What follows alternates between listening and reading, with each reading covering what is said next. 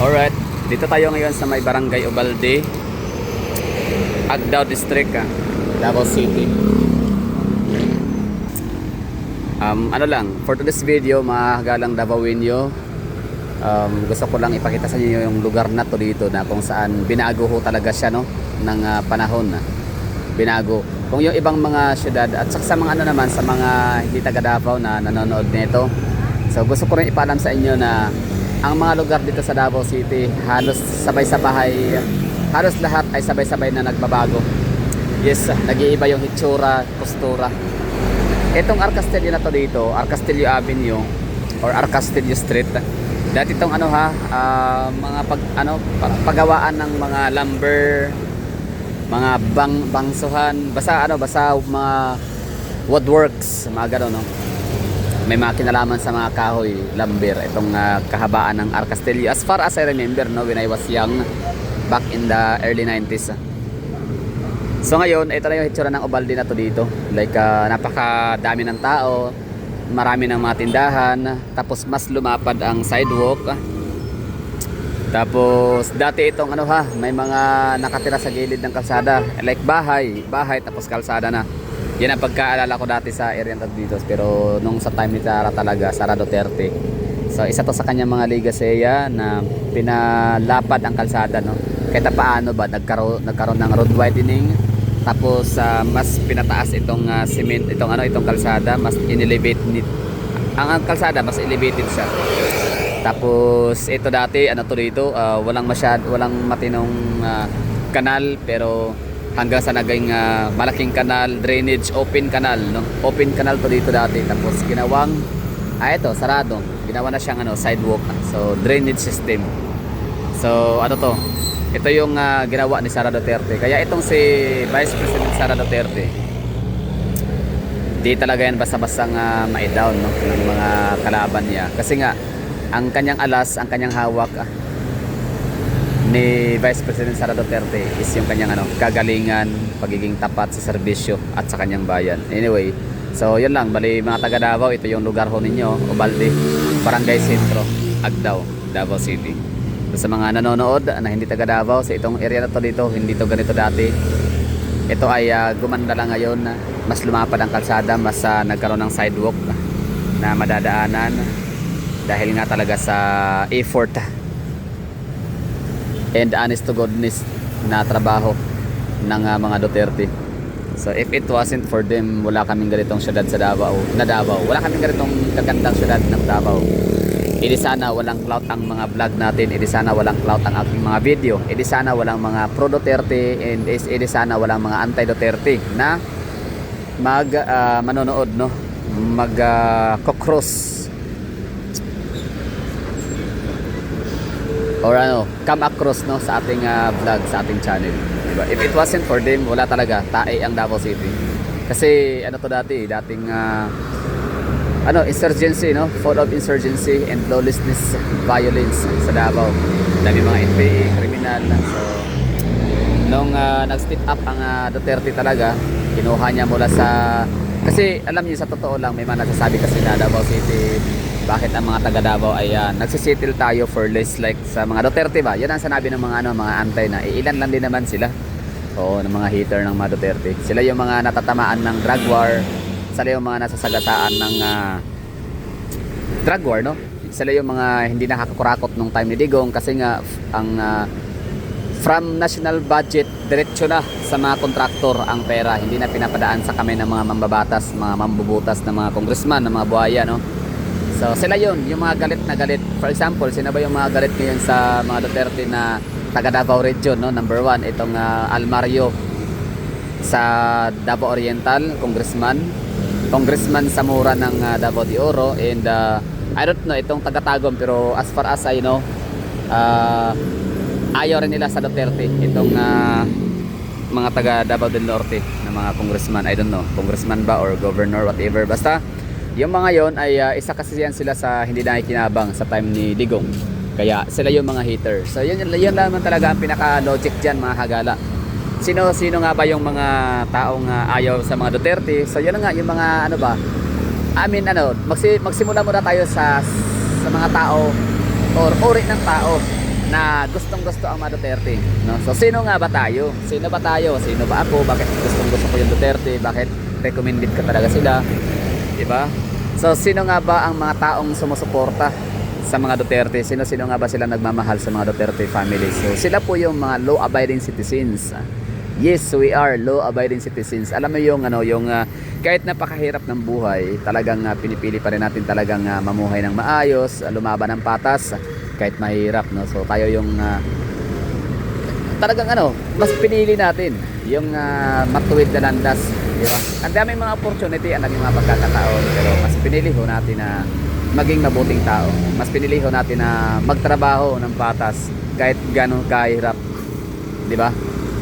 So ngayon, ang katuwang natin sa ganong uri ng pamumuhay, pinapagaan nila kahit paano, pinapalakas sila yung loob natin na laban lang, mga kabayan. Mahirap man ang buhay, pero may gantimpala din yan sa huli na nag-aantay, di ba? So yun yung mga Duterte. So in what way? Paano sila tumulong sa atin? Paano nila tayo kinomfort? Paano nila tayo binigyan ng lakas ng loob, no? At lakas ng loob para magpatuloy sa buhay, huwag sumuko, di ba? Huwag magpadala sa mga tukso.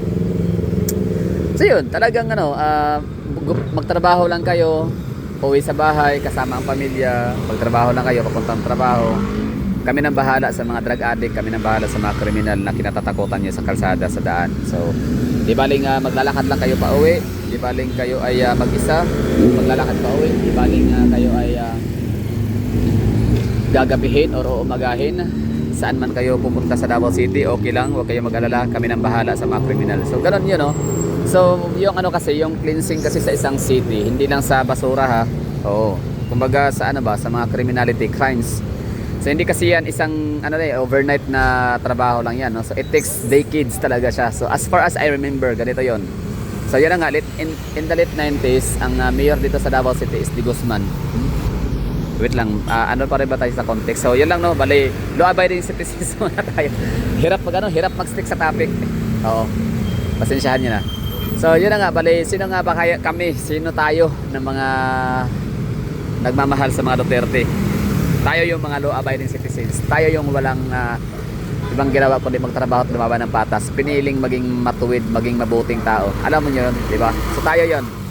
So, bakit natin minahal yung mga Duterte? Kasi nga, nakita natin sa kanilang effort din naman kahit paano. Malaki ang sahod nila as mayor, malaki ang sahod nila as president, vice president. Pero talagang kitang-kita natin, damang-dama natin yung kanilang ginagawang trabaho. Talagang damang-dama natin yung kanilang effort, no? Yung kanilang tungkulin talaga, yung ginagampanan. Di ba? Nang walang pagkikibit-balikat, di ba? Hindi nila inisip na baka sila'y mabash, baka sila'y kakalabanin ng mga politiko, mga oligarko. Wala silang pakialam kasi ang iniisip talaga nila is yung mga maraletang mga Pilipino, mga kababayan nilang mas nakakaawa, di ba? Yung mga lumalaban ng batas, yung mga mahihirap. Yun talaga yung pinaglaban nila. So ito mga Duterte, talaga sila, mga pro-poor. So grabe yung kanang advocacy na ilaban tayong mga city oligarko, hindi mga politiko, no? So tayo mga ordinaryong mamamayan, tayo yung nilaban nila, tayo yung kanilang iniisip palagi kung paano nila tayo mabigyan ng kaukulang serbisyo. Yun. At okay, punta na tayo sa sa mga uri ng mga taong kumakalaban sa mga Duterte. Sino nga ba sila? Yun, ito na. So let me know in the comment box kung agree kayo dito sa sasabihin ko. Pero ito yan, unang-una, ang kumakalaban sa mga Duterte is yung mga natukhang, oo, yung namatayan ng kapatid na hindi matanggap dahil yun na nga, ang mga anak nila ay mabubuting tao, no? Mabuting tao daw yung mga anak nila, kaya ayun, hindi nila matanggap na tukhang. Siyempre, adik pala, di ba? So hindi nila matanggap na yung anak nilang adik na nagtitinda ng shabu din, oh, di ba? So natukhang. So wala na silang source of income, wala na silang provider. Na yan naman ang tawag naman kasi doon false love. Alam mo yung ginagawa ng anak mo or ng tatay mo, ng nanay mo, ng kapatid mo hindi na maganda, di ba? So illegal na, pero dahil nga sa ikay na kinabang, so pinaprotektahan mo pa rin sila, no? Ganun yun kumbaga false love ang tawag yan. Ano pa rin yun? Love, motherly love, fatherly love, brotherly love, sisterly love, family love, pero ang tawag doon false love. So term ko rin yun, bahala kayo dyan. False love. Actually nakuha ko yung false love na termino kay Brother Eli Soriano. O, di ba? Ang dating daan. So, yung false start ang tawag doon, na kahit na alam nilang mali, pero mali yung ginagawa ng mga kamag-anakan nila, asawa nila, still patuloy pa rin silang sumusuporta dito. Tapos yun, nung time na natukhang nanlaban patay, sila yung nagiging bitter sa mga Duterte. So sila yung galit na galit. Sino pa? Mga pare, no? Yun, mga kriminal na mga pare, maraming paring kriminal, mga rapist, mga mga child molesters, mga manyakis. Tapos sino pa? Mga politiko, talaga number 1 politiko na mga galit na galit sa Duterte kasi nga hindi sila nakinabang during sa administration ni Duterte. Hindi sila nakinabang sa pera ng bayan. Kasi nga kapag ka mayroong mga project, mga infra projects, no, automatic from national budget direct sa contractor.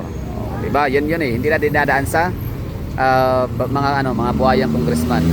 Sa tinanggal yung PDAF or yung Priority Development Assistance Fund. I don't know. Basta yun yung PDAF, no? So tinanggal yun, yung PDAF. Wala na rin pork barrel, kaya never na yan sila papayag na magkakaroon pa ng another Duterte na maupo as presidente. Kasi nga hindi nga sila makinabang. Yung galawang kurakot pa, hindi nila magawa. Never, ever. So, yun lang. Dalawa lang ang uri ng tao, criminal and law-abiding citizen. So, yun nga, sabi nga nila, hindi magwawagi ang kasamaan sa kabutihan. So, tayo mga Pilipino na mga ordinaryong Pilipino, walang katungkulan sa gobyerno or kahit pa, basta mga simpleng mga mamamayang Pilipino ordinaryo, hindi oligarko. So, ipaglaban natin ang mga Duterte kasi sila lang talaga yung totoong may malasakit sa atin. Tsaka ito si Bongo, magaling si Bongo. Tama. Huwag pa nang kalimutan, the best si Bongo.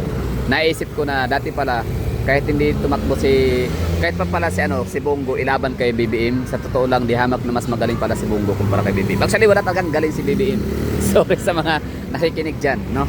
So wala talagang galing itong si BBM. Sa totoo lang, wala akong nakitang galing. Galing lang siguro mag-gasing hot. 'Yun. Magpatak, no? Magpatak ng batak. So magaling bumatak lang si BBM, no? Magaling lang siya suminghot ng polboron. 'Yon. Ibig sabihin polboron, ha. Pero pag sinabing malasakit, talaga ito si Bongo. Galing ni Bongo, no? Talagang kahit alam niyo bang mayaman, sa mga hindi na nakakaalam, hindi mga taga Davao, for sure hindi niyo alam na si Bongo ay mayaman. Bilyonaryo 'yan. Pero grabe yung kanyang puso, no? Napakalaki ng puso niya para sa mga mahihirap na mga Pilipino. Okay, so yun lang, no? Bali, Ubalde. So ito yung hitsura ng lugar na to dito, napakatahimik na, napaka-safe. Maglakad, malawak na yung sa sidewalk. Mas elevated yung kalsada. Dati kasi malalim tong kalsada dito dati. Kaya kapag ka bumaha, pati kalsada may baha. Pero ngayon kapag ka umulan, malakas ang ulan, grabe yung binigay na tubig ulan mula sa kalangitan plus high tide. So automatic itong area na to dito lubog sa baha, no? Pero ngayon dahil nga sa elevated na yung kalsada, dinagdagan pa ng ilang layer. So hindi na siya babahain. Plus ito pa, napakalaki ng drainage system. Na dati open canal, ngayon ay drainage system na siya, no? Yung ilalim nito is canal, malaking canal to dito dati. Tapos ngayon tinakpan na siya, sinemento, kaya ginawa na siyang sidewalk. So itong area na to dito dati, maliban sa kalat, no? May mga bahay, tapos talipapa, tapos kalsada na. Nakakatakot itong area na to dito. Maraming mga tarantado dito, mga bugoy, no? Bugoy kung tawagin sa Bisaya. Marami dito mga pasaway. Oh, 'yun, mga pasaway dito. Sa area na to dito. Actually, wala talaga tong appeal na area na to dito, pero dahil nga sa mga Duterte, nabago ang itsura ng lugar. So mas yumaman ang lugar na to dito.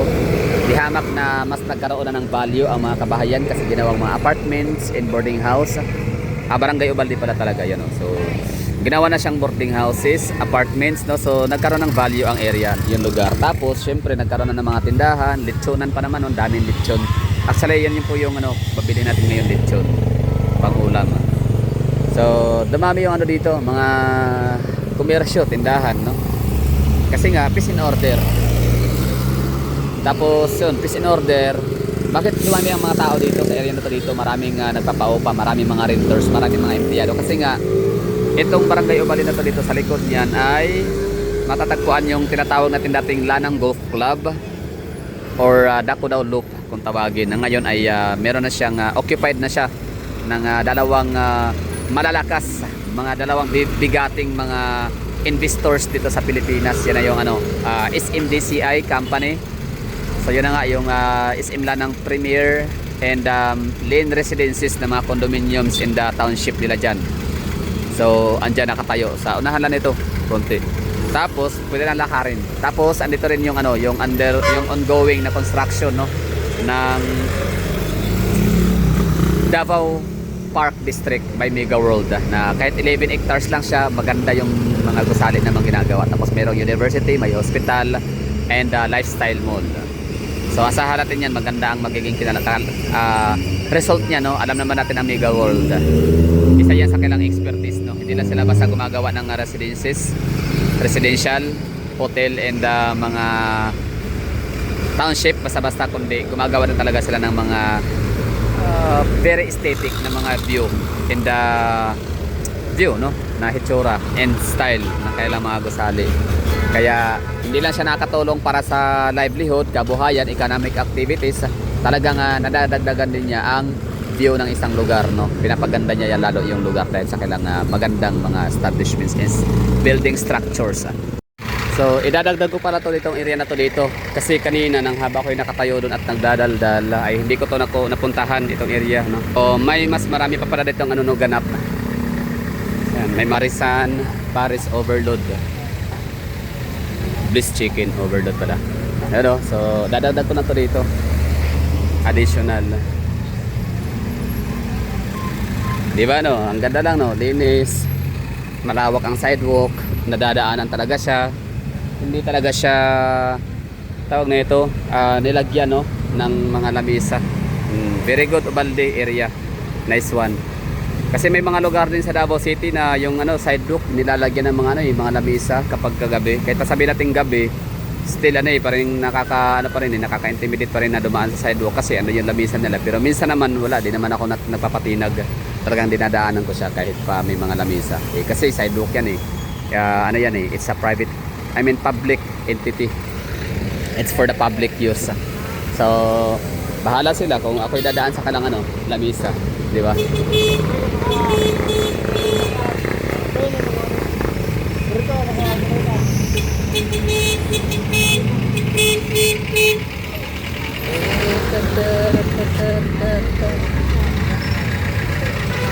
So 30 ang lechon manok.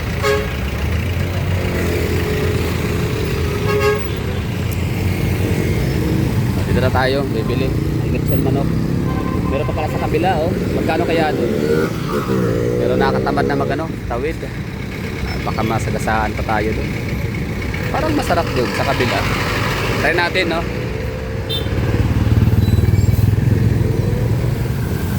Ano lang to bonus lang to na video. Ang presyo dito ng manok yan 230. Mas mura siya kumpara doon sa kabila na 240. Pero di hamak na mas malaki yung 240 na doon sa kabila.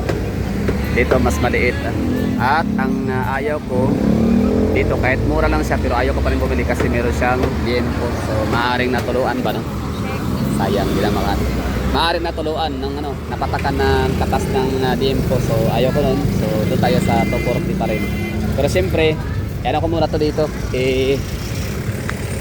Tawag dyan. Sana magkaroon ng traffic light. Shout out dyan, Mayor Basti Duterte, no? Kung meron kang mga gawa, baka pwede mong gawa ng paraan itong mga natin, mga yung mga crossroads or mga crossings or yung mga pedestrian lane, no? Mas maganda siguro, Mayor, kung merong traffic light para sabay-sabay ba lahat na mag tawid. Asa man ang presyo? Pila? Kapila. So 240. Okay, so doon pa rin tayo sa 240 na walang liempo. Dito kasi may liempo. So 240, itong isa naman 230, mura lang siya, pero yun nga, meron ding liempo. So pas tayo sa may liempo, baka natuluan ng napatakan ng katas ng liempo. So yun lang, maraming thank you sa mga nanonood. Sana ay nagustuhan ko ninyo. Thank you for watching. Kuha na tayo ng thumbnail.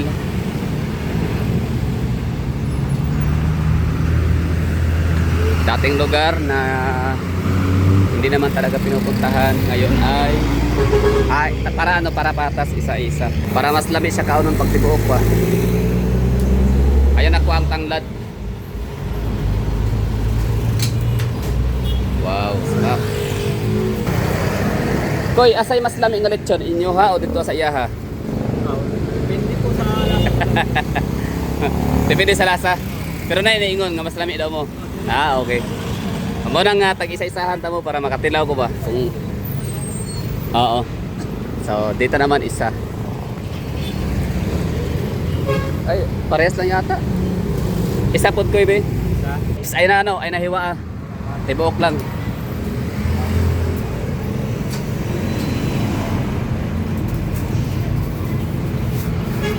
Abo. Sili na sili. Limonsito. Okay. So, okay na tayo dito. Thank you for watching and